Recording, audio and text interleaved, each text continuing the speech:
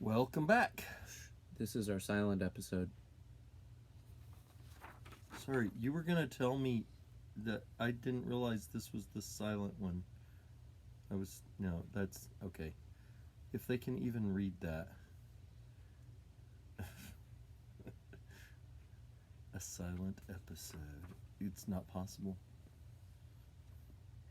Well, maybe it would be possible if you'd keep your mouth closed. Well, we ruined it right at the beginning because you didn't tell me before you started it. So, I mean... Sorry, we'll have to try it again later. Another one. All right. Well, we actually have two little prayers. Very connected. One is is not recorded. It's just that there was a prayer. The other one is actually recorded. So, all right. So 1 Samuel chapter 23.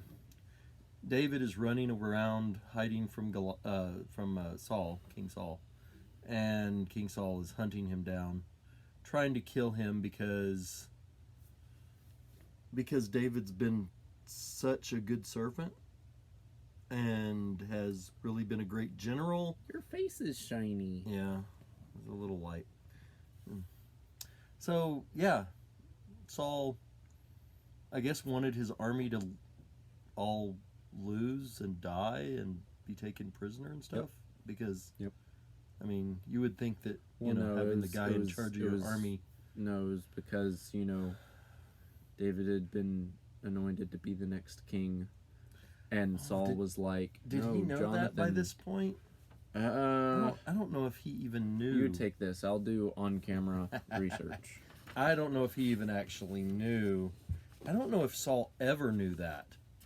I mean... Yeah, he did He because... was told that he was going to lose the kingdom. No, at one point he, when Jonathan's hiding David, he says, why are you helping him? Don't you know that man is going to take your place? Well, I thought he said, as long as he's alive, you'll never be king. But I don't know that he knew that David had been anointed. We shall find out. I don't know how you're expecting to find that out. Magic. It'll take magic. I'm a magical person. He's going to Google, did Saul know David had been anointed? Because you always get the right answer when you Google things. Yeah, I don't even have Google on this phone, so... Google can't... If I manage to Google the correct answer on this phone, it will be 3 layers of magic. Yeah. And, I mean, well, because Google would never, ever put anything that was not true on Google. I mean, they wouldn't do that, right? I mean, everybody knows. All right, so anyway, David is running from Saul. Saul's trying to kill him, but in the meantime, David is still also trying to be a good citizen of his country and a good leader of his army. So he finds out in verse 1 of chapter 23 that the Philistines are fighting against Keilah, one of the cities in Israel. And they're robbing all of the threshing floors there. They're stealing the people's food and their seeds for the next year. And, that's not nice. That's not good. That's a problem. It's sad. It is sad. Because sad backward is das. And das not good. Das not good. You're right. And so David inquired of the Lord, because that was kind of a common thing for people to do. So it's a prayer of inquiry. And he says, shall I go and attack these Philistines? And if you remember last time, Saul was asking questions and God wasn't answering him, but God does answer David here. One of the reasons for that is probably kind of told us a little later in the chapter, so it's not specifically mentioned in this section, but a little later on, a few verses down, it tells us that when the priest had run away from Saul, because Saul was trying to kill the priests, Saul liked to kill people. Not his enemies, mind you, but his own people. He was kind of like Stalin. At least try to kill people. Yeah, he did try. He was less than successful sometimes, as with the case of David. So the priest had taken the ephod, which was basically, they used it kind of, we talked about the Urim and Thummim last time. They used the ephod also as a way to contact God. He had to have the priestly garb in order to talk to God, I guess, was kind of the idea there. And so anyway, so the Lord answers him, gives him his response: go and attack the Philistines and save the city of Keilah. So David's like, all right, we'll go. But David's men were not quite as gung-ho as he was. They were like, wait a minute, we're kind of afraid while we're here in Judah. Isn't that weird? They're afraid. They're in their home country, but that's where they're afraid. Because, again, Saul has called them all traitors, even though they're not. Anyway, so they said, we're afraid if we go to Keilah against the armies of the Philistines, what's going to happen to us? They're like, we're here, we're in our own country, and we're having to hide. But now you want us to go battle against somebody else? That's not good. We're scared. So David asked the Lord again, verse 4 tells us. And the Lord answered him, arise and go down to Keilah. I will give the Philistines into your hand. And so David and his men went and they fought with the Philistines, and they got the livestock, and they won the battle, and they saved the inhabitants of the city. It was all good stuff. And you're just like reading and looking and not finding, because it's not in there. Okay, that said, with a little bit of logic, Saul... Okay, there are several... Did you say logic and Saul? He's tried to kill his son. He's tried to kill his best soldiers. He's tried to kill his priests, and did kill some of the priests. Mm-hmm. And yet you use the word logic. Yep. Just because somebody's crazy doesn't mean they aren't thinking straight. Okay, that's exactly what that. Yeah, that. I mean that. One of the things that happens continually is the Bible says Saul noticed the Spirit of the Lord was on David. Yeah. And had left him. Yeah, and that appears to be kind of connected to the kingship thing. Well, yeah, he was anointed and so because of that, and because of sections where God says, okay, I'm taking the kingdom away from you and giving it to someone else.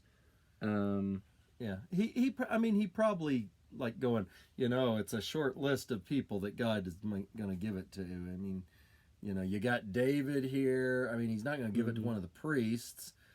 Jonathan's obviously out, even though he's the one I would have picked, because he's my son. But and I really think Jonathan would have made a much better king than his dad. But Jonathan, I feel like he would have been a great king. But then again, I mean, you just don't know what would have happened if he had become king.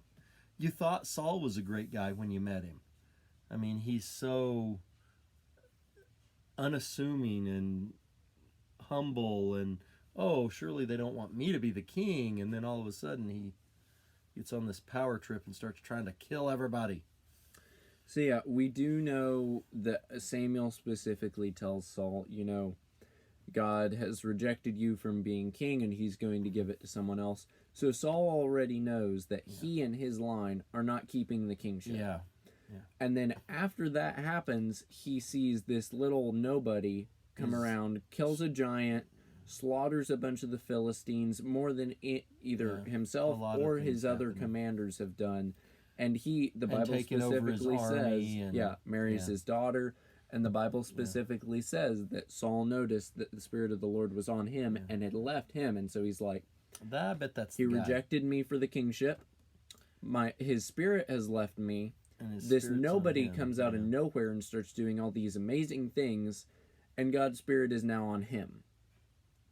Yeah, I mean, it wouldn't have taken a genius to put two and two together, but and especially especially when you connect those four things with Saul telling to Jonathan, as long as that man's alive, you are not going to be king.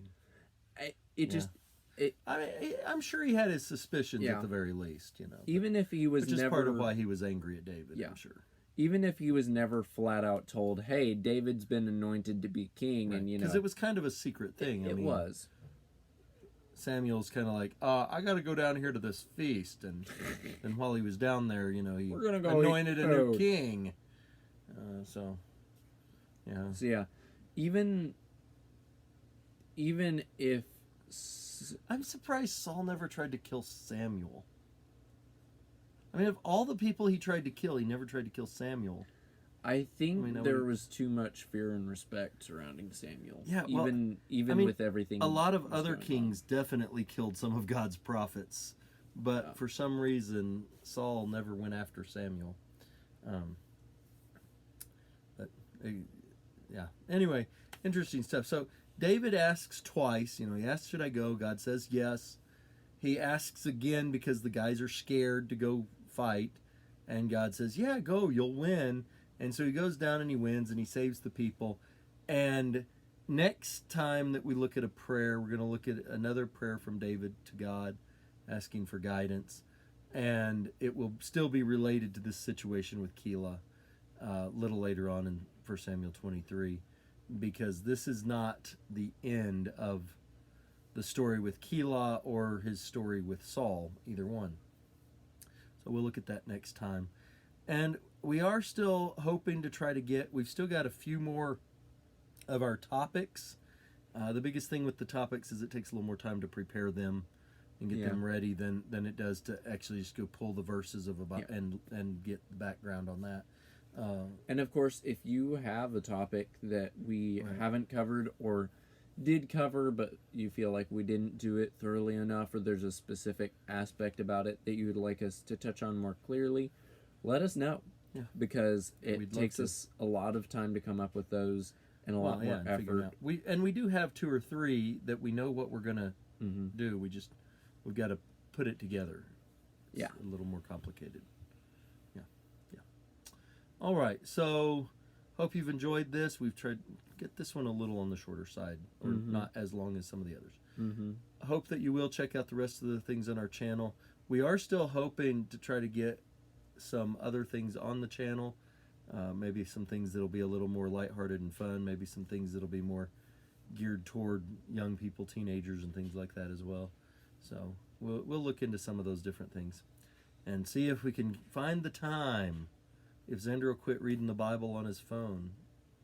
This could have been a silent video of you just reading the Bible on your phone. Yeah. Silently. Just trying to find things. Trying to find things in the Bible that aren't there. The truth is out there. We'll see, and that's the problem. You're looking in there. The truth is out there. The truth is in your phone. In the Bible. Oh, in the Bible. That's a weird looking Bible. His looks like a words phone. are truth. How did you find a Bible that looks like a phone? Magic. All right. Magic. So subscribe, tell your friends, share this. We want to build the channel up. We want to get these studies out to other people as well. And remember, we've got other topics on here. Hope that you did catch our latest world history video that came out, or world religions video on Christian history. There was world and history in there. I just skipped the words in the middle. But that one just came out earlier this week. So hope that you'll check that out as well. We've gotten all the way up to the 1700s in that one. So have a good one and enjoy and keep on keeping on and keep praying. And we will see you next time. Bye. Bye.